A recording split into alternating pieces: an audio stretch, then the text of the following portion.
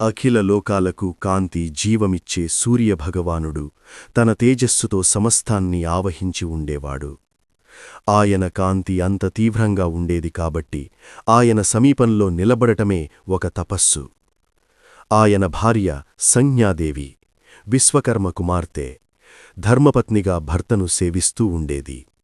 కాని కాలక్రమంలో సూర్యుని అగ్నితేజస్సును భరించడం ఆమెకు కష్టమైపోయింది. సంజ్ఞ తన మనసులో బాధను దాచుకుని కూడా భర్తకు అవమానం కలగకుండా ఉండాలని నిర్ణయించింది. కాని ఆమె శరీరం ఆ తేజస్సును తట్టుకోలేక క్షీణించింది. చివరకు తండ్రి విశ్వకర్మ వద్దకు వెళ్లి తన బాధను చెప్పింది. విశ్వకర్మ ఆమెను ఆదరించి, కుమార్తె, సూర్యుని తేజస్సు కొంత తగ్గిస్తే నీకు సౌఖ్యం కలుగుతుంది అని చెప్పి తపస్సుతో సూర్యుని తేజస్సును కొంత తగ్గించాడు. అయినప్పటికీ సంజ్ఞకు పూర్తిగా ఉపశమనం రాలేదు. తన భర్తను సేవ చేయడం ఆపకూడదని భావించిన సంజ్ఞ తన స్వరూపంతో సమానంగా ఉండే ఒక నీడ రూపాన్ని సృష్టించింది. ఆ నీడే ఛాయాదేవి. ఆమెకు ఇలా చెప్పింది, నీవు నా స్థానంలో సూర్యభగవానునికి సేవ చెయ్యాలి, నా పిల్లలను చూసుకోవాలి. నేను కొంతకాలం తపస్సు చేయడానికి వెళుతున్నాను. ఛాయాదేవి అంగీకరించింది. సంజ్ఞ తపస్సు కోసం అడవులకు వెళ్ళిపోయింది. ఛాయాదేవి సూర్యుని పక్కన నివసిస్తూ ఆయనకు భార్యగా సేవ చేయసాగింది. కాలం గడిచింది. సూర్యుడు ఈ మార్పును మొదట గుర్తించలేదు. కాని ఛాయాదేవి ప్రవర్తనలో కొంత భిన్నక కనిపించింది. అయినప్పటికీ ఆమె భక్తి వినయం చూసి అనుమానం తగ్గిపోయింది. ఒకరోజు ఛాయాదేవి గర్భవతి అయ్యింది. ఆమె గర్భంలో ఉన్నది సాధారణ శిశువు కాదు, విశ్వధర్మాన్ని స్థాపించబోయే ఒక మహాశక్తి. గర్భధారణ సమయంలోనే ఆమె తీవ్రమైన తపస్సు చెయ్యసాగింది. ఎందుకంటే ఆమె మనసులో ఒకే సంకల్పం, నా గర్భంలో ఉన్న బిడ్డ మహాధర్మాత్ముడిగా పుట్టాలి. ఆమె శివుణ్ణి ధ్యానం చేయసాగింది. రోజులు గడిచాయి. ఆ తపస్సు అంత ఘోరంగా ఉండేది కాబట్టి ఆమె శరీరం క్షీణించింది. కాని తపస్సు ఆగలేదు.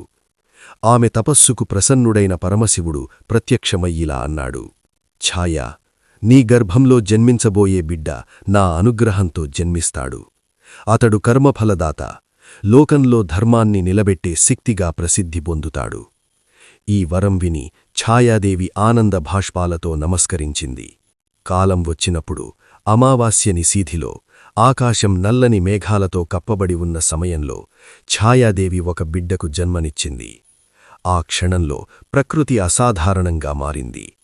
గాలి నిశ్శబ్దమయ్యింది. పక్షులు ఎగరడం ఆపేశాయి. దేవలోకంలో ఒక గంభీర నాదం వినిపించింది. ఆ శిశువు నీలవర్ణంగా తీవ్రమైన కాంతి కలిగి జన్మించాడు. అతని కళ్లల్లో ఒక విచిత్రమైన గంభీరత కనిపించింది. అది సాధారణ శిశువుకు అసంభవం. సూర్యుడు ఆ బిడ్డలు చూసి ఆశ్చర్యపోయాడు. ఇంత గంభీరమైన రూపం, ఈ బిడ్డ ఎవరు అని ఆశ్చర్యపడ్డాడు. ఛాయాదేవి వినయంగా చెప్పింది, ప్రభూ, ఇతడు మీ కుమారుడు. కాని సూర్యుని మనసులో ఒక సందేహం పుట్టింది. ఈ బిడ్డ ఎందుకు ఇంత నల్లగా ఉన్నాడు అని. అది విని ఛాయాదేవి బాధపడింది. కాని నిజం చెప్పలేదు. శిశువు కండ్లు తెరిచిన క్షణంలోనే ఒక అద్భుతం జరిగింది. అతడు సూర్యుణ్ణి ఒకసారి చూశాడు. ఆ దృష్టి తాకిన వెంటనే సూర్యుని రథంలోని గుర్రాలు వణికిపోయాయి. కాంతి కొద్దిగా తగ్గింది. దేవతలు ఇది చూసి భయపడ్డారు. బ్రహ్మ, విష్ణు, మహేశ్వరులు ప్రత్యక్షమయ్యిలా చెప్పారు, ఈ బిడ్డ సాధారణుడు కాదు, ఇతడు కాలశక్తి స్వరూపం. ఇతడు లోకంలో కర్మఫలాలను నిర్ణయించే అధిపతి అవుతాడు. కాలం గడిచింది. కాని సూర్యభగవానుడి హృదయంలో ఒక సందేహం మాత్రం మాయ కాలేదు. ఒకరోజు ఆయన దివ్యదృష్టితో సత్యాన్ని తెలుసుకున్నాడు. ఇది సంజ్ఞ కాదు, ఆమె నీడ, ఛాయ. ఆ క్షణంలో సూర్యుని కోపం అగ్నిలా ఎగిసిపడింది. నన్ను మోసం చేశావా అని గర్జించాడు. భయంతో వణికిపోయిన ఛాయాదేవి నిజం ఒప్పుకుంది. ప్రభూ, నేను మీ సేవను విడిచిపెట్టకుండా ఉండాలని మాత్రం చేశాను. కాని కోపం ఆగలేదు.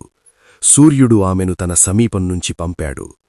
ఆ సమయం వరకు తండ్రి ప్రేమ కోసం ఎదురుచూస్తున్న చిన్న శని ఈ దృశ్యాన్ని చూస్తూ నిలబడ్డాడు. అతని హృదయం గాయపడింది. తల్లి అవమానించబడడం అతనికి అసహ్యం వేసింది.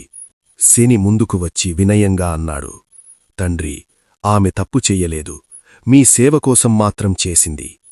కాని కోపంతో ఉన్న సూర్యుడు వినలేదు. నీవు కూడా ఆమె కుమారుడివి, నీ రూపం, నీ దృష్టి ఇవన్నీ అశుభం అని అన్నాడు.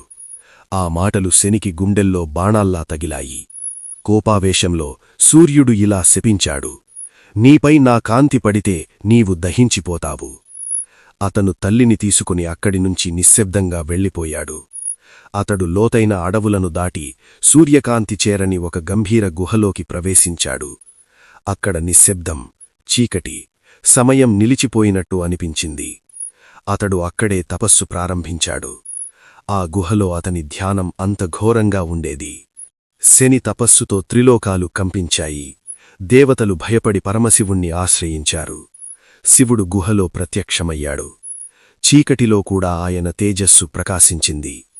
శని అని పిలిచాడు. శని కండ్లు తెరిచాడు. శివుణ్ణి చూసి నమస్కరించాడు. నీవు అన్యాయం అనుభవించావు, కాని కోపం చూపలేదు. అందుకే నీవు ధర్మానికి ప్రతీకగా నిలుస్తావు.